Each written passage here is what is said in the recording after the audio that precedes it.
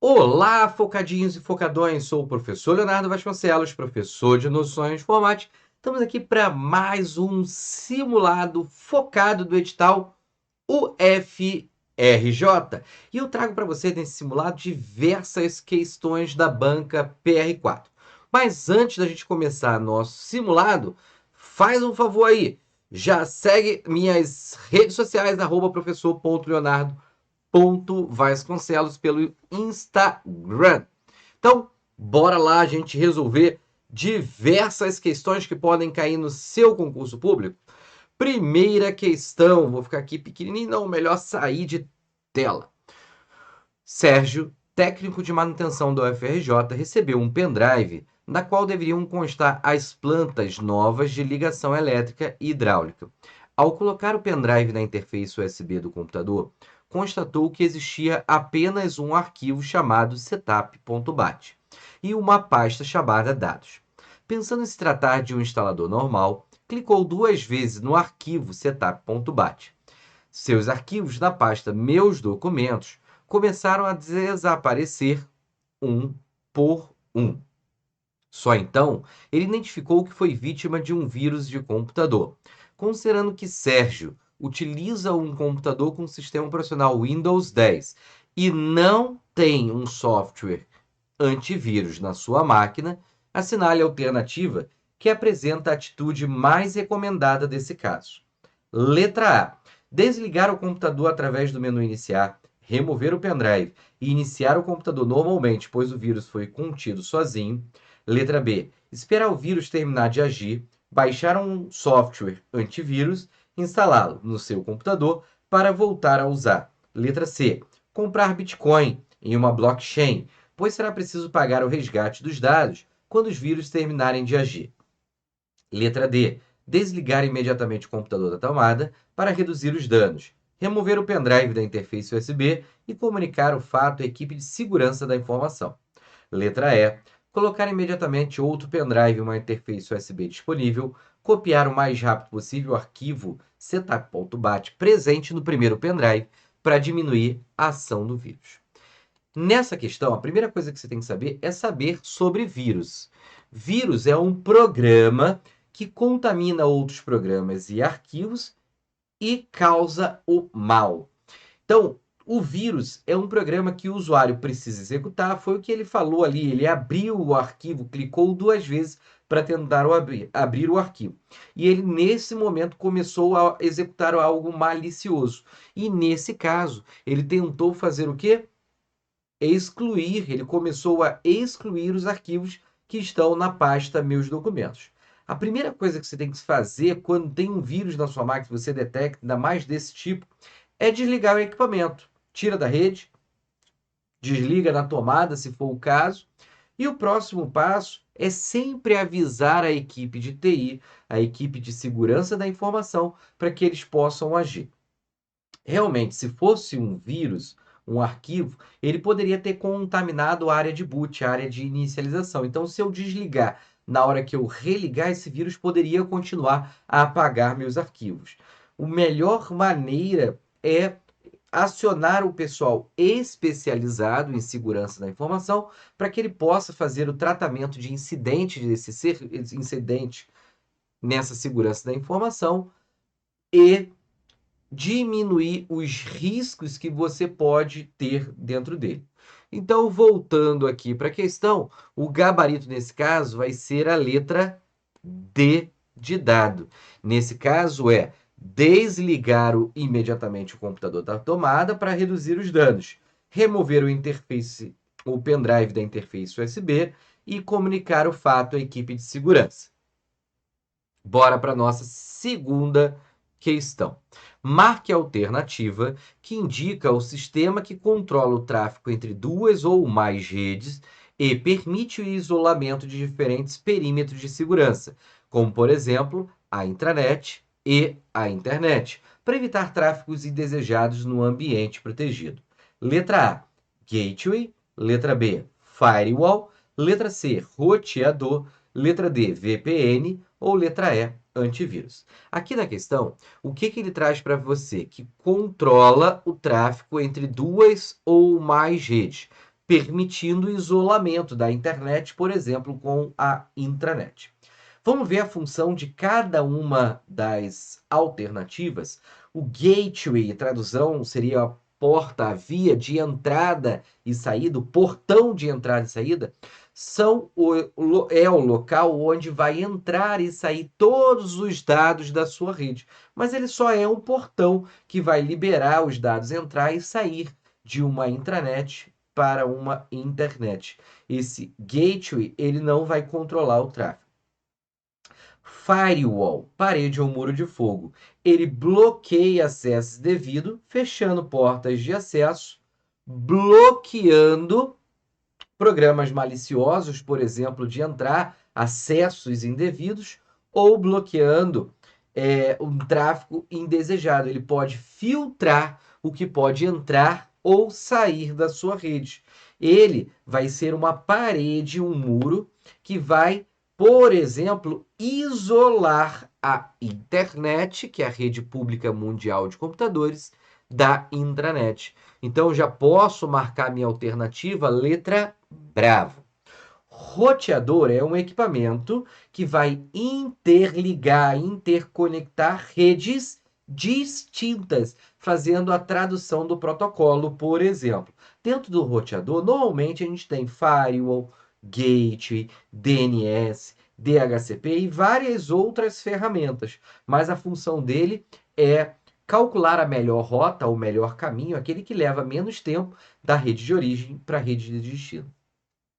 VPN seria rede privada virtual. É um tipo de rede que me permite ligar uma rede a outra rede, criando um tunelamento, um túnel seguro para que os meus dados trafeguem entre um local e outro, através de criptografia. E antivírus é um programa que me protege de programas maliciosos, como, por exemplo, o vírus. Nesse caso aí, quem controla o tráfego de dados entre duas ou mais redes, que bloqueia acesso devido, filtra pacote de dados, fechando porta de acessos, é o firewall. Gabarito letra B. Questão de número 3. A internet é a rede mundial que conecta milhões de computadores em todo o mundo. Considere as assertivas abaixo. 1. Na internet, as redes podem operar estando ou não conectadas a outras redes, e suas conexões são dependentes de uma entidade que controla de controle centralizado. 2. Qualquer computador conectado à internet pode se comunicar com outro também conectado à rede mundial e aproveitar os serviços por ela prestados, tais como e-mail, web, VoIP, transmissão de conteúdo de vídeo e áudio. 3. A comunicação entre as redes locais e a internet utiliza o protocolo TCP, que é o Transmission Control Protocol, protocolo de controle de transmissão, que trata da tradução de endereços IPs não roteáveis em um ou mais endereços roteáveis. Estão corretas apenas as afirmativas. Letra A, 1, 2 e 3, letra B, 2, letra C, 1 e 2, letra D, 2 e 3, letra E, número 3. Na afirmativa número 1, o que a gente tem? Na internet, as redes podem operar estando ou não conectadas a outra rede. A internet é a interconexão entre redes. Então, já teria um erro por aí. E suas conexões são dependentes de uma entidade de controle centralizado. A internet não tem controle centralizado. Então, essa primeira afirmativa está completamente falsa. 2. Qualquer computador conectado à internet pode se comunicar com outro também conectado à rede mundial. Aí tá tudo ok. Qualquer computador na internet pode trocar dados com outro computador na internet. E aproveitar também os serviços prestados como ele. Quais são esses serviços? E-mail, web, que são as páginas web, VoIP, que é a transmissão de áudio e vídeo através de chamadas telefônicas, a transmissão de conteúdo de áudio e vídeo, que seria o streaming. Tudo isso aí está verdadeiro na segunda alternativa. Segunda afirmação. Terceira afirmação. A comunicação entre as redes locais e a internet utiliza o protocolo TCP. Sim, o modelo de protocolo utilizado, na verdade, é o TCP/IP, tanto na internet quanto na intranet. Até aí, tudo ok. que trata da tradução dos endereços P não roteáveis em um ou mais endereços roteáveis. Não! O protocolo TCP é o protocolo de controle de transmissão. O que ele vai fazer? Ele vai pegar os dados, vai empacotar para depois, pelo IP, ser endereçado e encaminhado para o destino. Então, a função dele, do TCP, é empacotar e ter o controle se esse pacote chegou ao local de destino ou não. Não tem nada a ver com tradução de endereços IPs. Então, essa afirmação está falsa. Com isso, podemos dizer que apenas a segunda afirmativa está correta, sendo o gabarito, então, letra B. Próxima questão. Em relação ao uso da planilha eletrônica, considere o seguinte trecho de planilha no arquivo contas.xlsx, criado utilizando o aplicativo Microsoft Excel em português. Está aqui embaixo, seria essa planilha aqui de baixo. Considerando-se que a célula B6 está selecionada. Realmente, a gente pode ver que está selecionado. Olha aqui a caixa em volta dela. Conforme mostrado na caixa de nome. Essa aqui é a caixa de nome. E na barra de fórmulas. Essa aqui é a barra de fórmulas. Aponte o valor que será mostrado na célula C6, caso sejam executadas as seguintes operações em sequência. Usar a tecla de atalho Ctrl C, selecionar a célula C6 e teclar Enter. Vamos lá. Quando você utiliza o Ctrl C, você está copiando uma informação. Quando você seleciona a célula C6, você está fazendo o quê? Está só selecionando. Quando você pressiona o Enter, nesse caso aí, ele deveria querer dizer que eu vou colar a informação. Então, vamos lá entender o que vai acontecer. A primeira coisa que você tem que saber é que a célula de origem é a célula B6, onde eu estou copiando os dados, a informação. E a célula destino é a célula C6. É a célula a qual eu vou colar minha informação. Quando você faz esse copiar e colar, as células que não têm o cifrão, a gente chama de células relativas, elas podem sofrer alteração. E aquelas que têm o cifrão antes da coluna, a coluna fica congelada. Cifrão antes da linha, a linha fica congelada. Então, a gente pode dizer aqui, ó, que de copiar da célula C6 para da célula B6 para a célula C6, houve alteração de uma coluna. Eu estou saindo da coluna B, indo para a coluna C. E estou na linha 6 e permaneço na linha 6, ou seja, eu vou colar exatamente na célula que está ao lado direito. Ou seja, a linha não sofre alteração nenhuma. Feito isso, o que eu preciso saber? Que cada coluna da minha fórmula vai sofrer a alteração de 1. Aqui é a fórmula original. Como ficaria essa fórmula no destino? Seria igual, soma, porque ele não vai mudar o nome da fórmula, igual soma. Logo de cara, a gente tem a célula A1. Reparem que a célula 1 não tem cifrão. Então, ela vai virar B, porque eu mudei 1 na coluna. 0 na linha, então vai permanecer o número 1. Ponto e vírgula. A segunda célula, a gente tem lá um cifrão. Esse cifrão vai congelar a linha que está logo ao lado. A coluna A ficou congelado e o cifrão e o número 3 vai congelar a linha. Cifrão A congelou a coluna, cifrão 3 congelou a linha. No próximo, a gente tem outro ponto e vírgula, e aonde está o A4 vai acabar virando B, porque eu tenho que somar 1 na coluna, 4, porque eu não somo nada na linha. Foi esse cálculo que a gente fez aqui logo no início. O A5 vai virar B5, então ele sofre também alteração. Isso tudo vai ser somado com outra função. Qual a função? a função soma C. Ela não vai caber aqui nesse espaço, eu vou colocar ela aqui mais em cima. Mas deixa eu colocar ela para o lado de trás aqui e eu vou ajeitando aos poucos. Então, vai ser um soma, o soma continua sendo soma, o C continua sendo C, e dentro do parênteses, o que a gente tem? A1, 2 pontos a 5. O A vai virar B, o 1 continua sendo 1, o outro A vai virar B, e o 5 continua sendo C1. Tem-se um ponto e vírgula, o aspas continua valendo esse aspas e o número 10 que estava ali até eu fechar o parênteses. Essa fórmula aqui, lembrando que ela vai estar sendo somada exatamente aqui. E por último, a gente tem esse intervalo aqui, ó, que não sofreu alteração, que é o cifrão C, cifrão 1. Pronto. Agora, feitas as alterações, eu preciso calcular o valor atual. Deixa eu apagar essa linha para não atrapalhar.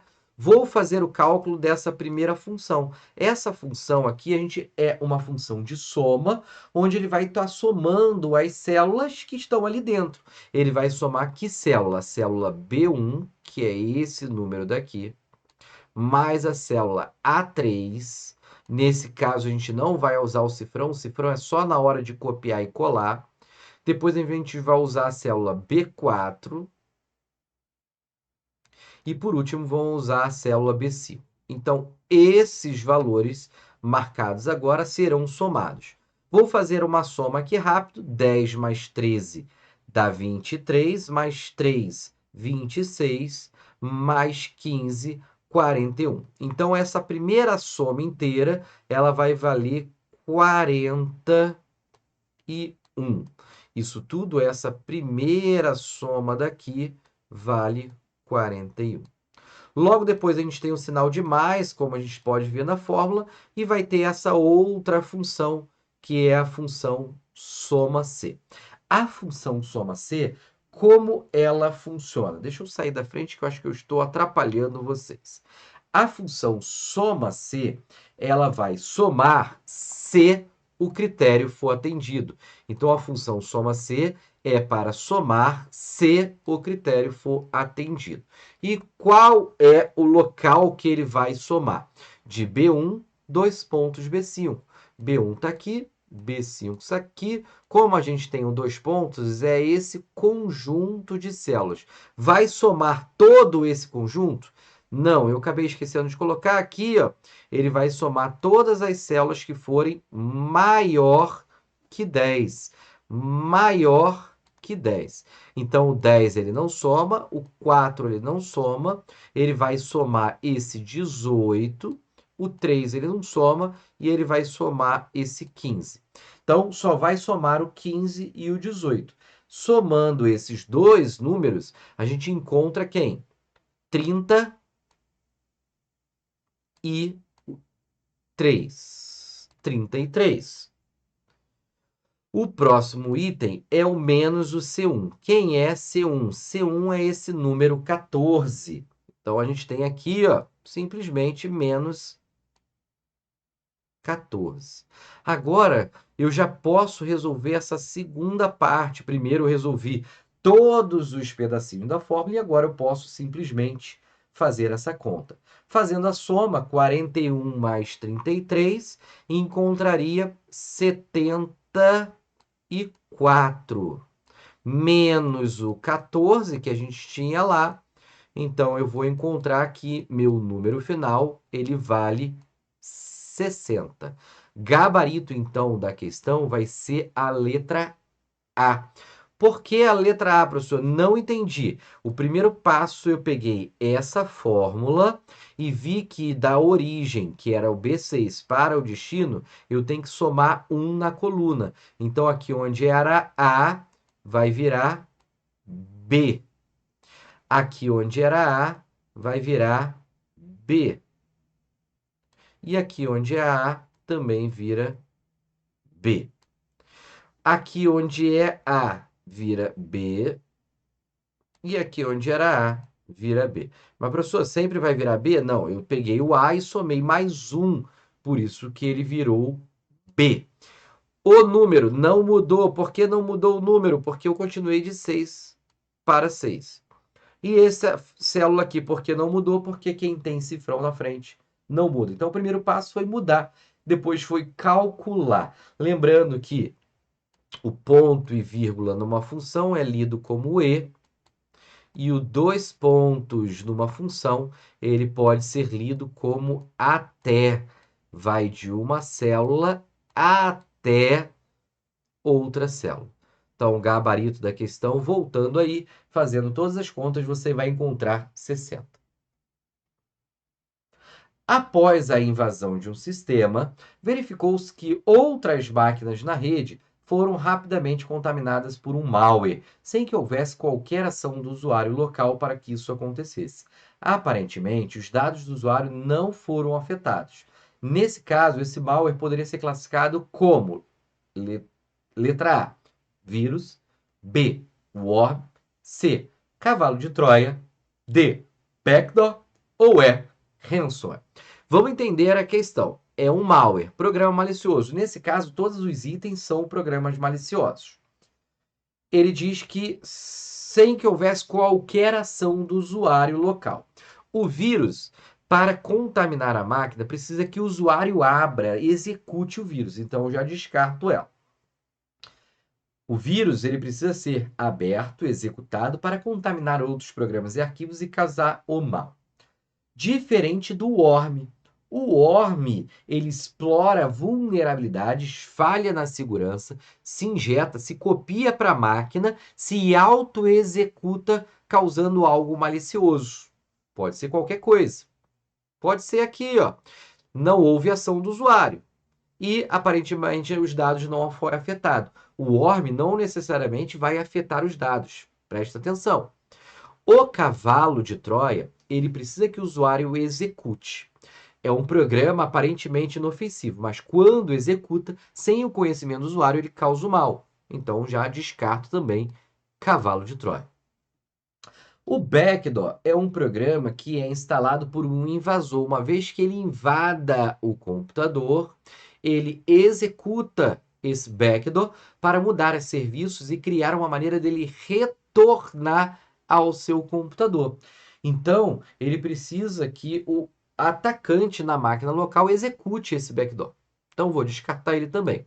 O ransomware é um programa malicioso que criptografa os dados do usuário, cobrando resgate. Então, ele vai afetar os dados do usuário. Já descarto ele. Com isso, ficou como gabarito o letra B. Mas, professor, o worm não pode afetar os dados do usuário? Pode, pode. Ele causa algo malicioso. Porém, entretanto, contudo, todavia, a função do worm, desse programa malicioso, é explorar vulnerabilidades para criar uma cópia de si e se auto-executar sem ação do usuário e não necessariamente precise afetar os dados. Por isso que o gabarito é a letra B. Você que está aí me ouvindo agora, está de casa, está gostando? Deixa o like aí, comente aí nesse vídeo agora se você está gostando, não está gostando, porque essa aula é 100% gratuita para você, focado no seu edital da UFRJ. Aproveitando, não deixa de me seguir lá na minha rede social no Instagram, @professor.leonardo.vasconcelos. Dando sequência na nossa aula, vamos para a próxima questão, questão de número 6. Eu vou sumir aqui da tela para que eu possa ler. Ao utilizar-se de um aplicativo de navegação na internet, Diogo precisa que o histórico do seu acesso não fique registrado nesse aplicativo. Ele, então, usa a funcionalidade de navegação privada da ferramenta. Pode-se afirmar que a navegação privada, letra A, o torna anônimo na internet. Eu vou pegar logo, eu vou descartar. Ninguém fica anônimo na internet. Ninguém fica anônimo na internet, usando navegação privada, né? Navegação privativa. Também pode ser chamado de navegação incógnita, in private. O que seria então uma navegação privada, privativa in private? É aquela navegação que você, quando está utilizando uma janela dela, ao fechar a janela, ele vai excluir histórico de download, histórico de navegação, os cookies, que são pequenos arquivos de texto que gravam as suas preferências. O que você está preenchendo lá em formulário permite que você continue conectado num serviço. Ele vai excluir a cache, que são arquivos temporários da internet, por exemplo, textos e imagens. Ele vai excluir tudo que você preencheu em formulário, vai excluir senha caso você tenha digitado. Ele vai excluir diversas informações. Porém, não te torna anônimo na internet. O seu provedor, seu ISP, sabe o que você fez. Seu empregador ou o site que você acessou sabe o que você acessou. E ele não vai te tornar imune, não vai te tornar mais seguro para navegar na internet. Você ainda pode ser contaminado com programas maliciosos. Então, continuando na próxima alternativa, não torna anônimo na internet. Perfeito. O seu ISP, provedor de serviço de internet, empregador, ou até mesmo os próprios sites, podem ainda assim, monitorar as páginas que ele visita. Sim, perfeito. A navegação privada não protege contra keylogger ou spyware, que poderão ser instalados no computador. Já vamos marcar essa alternativa aí, letra B, como alternativa correta. Professor, o que é keylogger? Keylogger é um programa malicioso, é um tipo de programa espião, spyware, que vai capturar tudo que o usuário digita na sua máquina. Spyware é um programa malicioso espião que vai monitorar o tráfego de dados, capturando tudo e enviando para um terceiro. E na navegação privada, privativa, in private, incógnita, não te protege contra programas maliciosos. Quem te protege contra programas maliciosos é o antivírus. Letra C tá errado pelo seguinte, ele não te torna na internet, isso aí tá certo, nem o seu provedor, empregador ou os próprios sites podem monitorar, que eles podem sim, tá aí o erro. E também ele diz que a navegação privada não protege contra keylog, realmente o restante estaria correto. O problema é que ele está dizendo aqui que os sites, nem mesmo o seu provedor, os sites, podem monitorar. Então tá errado, ele pode sim. Não torna anônimo, o seu provedor site pode monitorar, e ele está dizendo aqui na letra D que protege contra o programa, e na verdade ele não protege. E o último está errado pelo seguinte, ele diz que o torna anônimo na internet, não vai te tornar anônimo. Beleza? Então tá aí os erros de cada uma das alternativas. Vamos para a próxima questão? Questão de número 7. Liz trabalha no setor de protocolo do Hospital Universitário de uma instituição federal de ensino superior e costuma acessar alguns websites ou websítios de interesse pessoal. Embora se preocupe com a segurança de quais páginas acessar, Liz teve um problema com os dados do usuário e senha do seu e-mail pessoal, pois houve um acesso sem que ela soubesse. Possivelmente, ela sofreu algum ataque de um programa que registrou os seus dados para uso criminoso. Esse ataque foi efetivado pelo programa malicioso ou malware. Letra A, cavalo de Troia, ou também chamado de Trojan Horse. Letra B, sequestrador de browser, ou chamado de browser hijacking. Letra C, spyware. Letra D, verme, também chamado de worm. E letra E, registrador de teclado, também chamado de keylog. O que ele diz aqui? Que Liz, que é essa pessoa que trabalha nessa instituição, acessa vários sites de interesse pessoal. E com segurança, embora se preocupe com segurança, ela teve o problema dos seus dados de usuário e senha pessoal, pois houve um acesso sem que ela soubesse. Provavelmente um ataque em que um programa registrou os seus dados. Então, registrou o quê? O usuário e a senha que ela está falando ali. Qual programa faz isso? Vamos lá. Cavalo de Troia, ou também chamado de Trojan, é um programa aparentemente inofensivo que, sem o conhecimento do usuário, causa o mal. Vamos descartar ele. O browser hijacking, ou sequestrador de browser, ele normalmente muda o mecanismo de busca, ele muda a página inicial, instala barra de ferramentas, ele bloqueia acesso a determinados sites, mas ele não captura dados enviando para terceiro. Um spyware é um programa para monitorar o tráfego de dados e enviar para terceiro. Ele poderia ser um desses programas. O Verme-Worm é um programa que explora vulnerabilidades, criando cópia de si e se auto-executando. Então, não é o que a gente está procurando. E a letra E, registrador de teclado, ou keylog. Ele registra tudo que o usuário digita, usuário e senha, por exemplo, e envia para um criminoso, envia seus dados para um terceiro. Então, apesar dele também ser um programa espião, um tipo de spyware, esse aqui eu vou dizer aquela questão que está mais correta. Porque o spyware não deixa de estar errado, não. O spyware, ele monitora o tráfego mandando para terceiro. Ele poderia estar capturando esse usuário e senha caso passe em claro. E aí é o problema. Já o keylogger não, digitou, ele capturou. Então o gabarito dessa questão realmente é a letra E. Questão de número 8. Acerca do mecanismo de segurança, podem se afirmar que letra A. Controles físicos são barreiras que limitam o contato ou acesso direto à informação ou à infraestrutura através de software. B. Os mecanismos de encriptação não permitem a transformação reversível da informação de forma a torná-la ininteligível a terceiros. Letra C. Exemplos de controle de acesso físico seriam palavras-chave ou password. Letra D. A assinatura digital é um conjunto de dados criptografados associados a um documento. E letra E.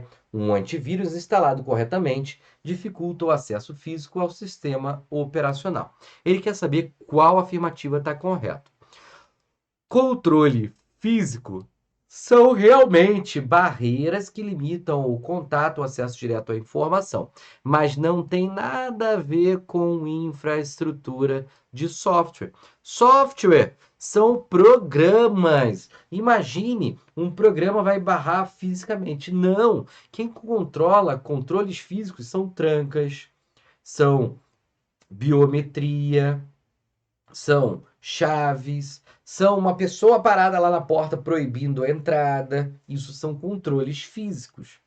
Na letra B, imagine um mecanismo de encriptação, pode ser chamado também de cifração. Não permite eu ter minha informação de volta. Imagine isso, eu criptografei, encriptei e agora eu não consigo mais recuperar. Não serviria para nada, né? Então tá errado. Letra C, o exemplo de controle físico seria palavras-chave ou password. Palavra-chave, password, controle lógico para entrar, não tem nada a ver com controle físico. Controle físico é uma porta, uma tranca, uma biometria, uma pessoa ali protegendo, armado. Letra D. A assinatura digital é um conjunto de dados criptografados associados a um documento. Pode marcar isso aí como o gabarito, a alternativa correta. Gabarito letra D. A assinatura digital utiliza uma criptografia do tipo assimétrica, onde o usuário que quer assinar um documento assina com sua chave privada e é gerada, associada, uma chave pública ao documento que permite ver a integridade, a autenticidade e o não repúdio, também chamado de irretratabilidade do documento. Então, marca como letra D o gabarito correto. E a última, o antivírus instalado corretamente dificulta o acesso lógico. É um programa, não acesso físico. Então tá errado a letra E. Número 9. Com relação às tecnologias e ferramentas aos aplicativos e os procedimentos associados à internet, assinale a alternativa correta. Letra A. É possível a manipulação, alteração do conteúdo do arquivo HTML de qualquer sítio eletrônico da internet apenas utilizando-se de um navegador, como por exemplo o Firefox? Letra B. Para que se possa acessar a internet, é necessária a conexão, por exemplo, por meio de um provedor de internet. E esse é obrigado a cobrar pelo serviço prestado. Letra C. Toda a internet é controlada e centralizada em um único gestor corporativo comercial, que fica localizado nos Estados Unidos da América. Letra D. A forma mais comum de conexão à internet em ambientes residenciais particulares é utilizando um equipamento denominado modem. E letra E, um navegador conhecido como Microsoft Edge, que possui um antivírus embutido para proteger os e-mails de um usuário durante a navegação na internet. Vamos lá ver qual que está correta. É possível a manipulação e alteração de qualquer arquivo HTML? Já posso dizer que isso aqui está errado. Generalizou, está errado. Apenas utilizando o navegador Firefox, está errado. Restringiu, está errado. Qualquer, apenas, são palavras que não combinam com informática. Anota aí uma dica que eu vou dar. Geralmente, afirmações que contêm as palavras pode, é possível, permite, são afirmativas que estão corretas. Agora, restringiu, falou mal de um programa ou generalizou, poderia ser utilizando as seguintes palavras: só, somente, apenas, unicamente, totalmente, sempre, todos, nenhum, nunca. Normalmente indica que está incorreto ou falar mal de um programa. Então, a letra A, a gente vê que apesar de ter o é possível, a gente encontra a palavra apenas, encontra a palavra qualquer, generalizou e restringiu. Geralmente está errado. Letra B, para que se possa acessar a internet, é necessário uma conexão, por exemplo, por meio de um provedor. Até aí está tudo correto. Mas aqui, esse é obrigado aqui, restringiu a cobrar? Não, ele pode fornecer isso de maneira gratuita. Então está errado. Aqui, ó, toda a internet é controlada, centralizada e o único gestor, está errado. Não existe servidor central na internet. Letra D, a forma mais comum de conexão à internet em ambientes residenciais, particular utilizando o equipamento modem. Pode marcar esse gabarito aí, letra D. Mas, professor, na minha casa eu tenho um roteador. Sim, aquele seu roteador, ele é modem, ele é firewall, ele tem DNS, ele tem DHCP, ele cria sua rede interna, a intranet. Então tem várias coisas, mas o modem, modulador, demodulador, é o responsável para conectar uma rede a outra rede a longa distância, no caso a nossa internet. E na letra E, um navegador conhecido como Microsoft Edge não possui o antivírus. E outra, não tem nada a ver em proteger e-mail, ele navega na internet, o que tem a ver e-mail, não é nem programa de correio eletrônico. Então tá errado também a letra E. Questão de número 10. O Linux possui dois aplicativos para inicialização dos sistemas operacionais instalados em uma máquina. Esses aplicativos são conhecidos como gerenciador de inicialização. Assinale a alternativa que contém esses gerenciadores de inicialização. Letra A, LSDF. Letra B, MVRM. Letra C, CD e GIMP. Letra D, Grub e Lilo. E letra E, Lilo e Samba. Vamos lá. O ls é um comando do Linux para listar arquivos e diretório. Já descarto a letra A. Não tem nada a ver com o gerenciador de inicialização. Na letra B, MV é um comando também do sistema operacional Linux que permite mover um arquivo ou renomear. E o RM é outro comando que permite remover diretórios, tá? Tá errado também. O CD é outro comando do sistema operacional Linux para entrar ou sair de um diretório. E o GIMP é um programa também, tá fora. Letra D, Grub e Lilo. Marca aí os gerenciadores de inicialização, gerenciadores de boot. Grub e Lilo permite que você, antes de carregar o sistema operacional, escolha, ele vai mostrar uma tela na sua frente e você pode escolher entre um sistema operacional ou outro. Por exemplo, sobre o Windows, Linux, caso você tenha instalado. O Lilo, na letra E, estaria certo. E o Samba é um aplicativo que permite o compartilhamento de arquivos do Windows com o Linux e vice-versa. Então, está errado a letra E. Gabarito da questão número 10, então, é a letra D. Meninos e meninas, chegamos ao fim desse bloco de aula aí, esse simulado inédito que a gente está fazendo para vocês, com questão da PR4, e eu trago um dizer aqui no final, que é ser servidor da maior universidade do Brasil, estude com quem mais aprova, estude focado no edital. Focado no edital, a melhor forma de estudar.